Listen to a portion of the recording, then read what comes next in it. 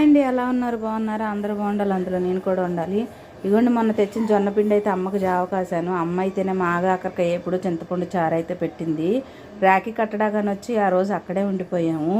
అమ్మేమో పిల్లల్ని ఇలా ఆడిస్తుందండి కూర్చొని. నేనైతేనేమో ఇక అమ్మ వంట చేసింది కదా, లెగిసిగోండి ఇలా అయితే భోజనం చేస్తున్నాను. ఆగాకరకాయ కూర వేసుకొని ఫస్ట్ ఇదిగోండి ఇలా అయితే తింటున్నాను.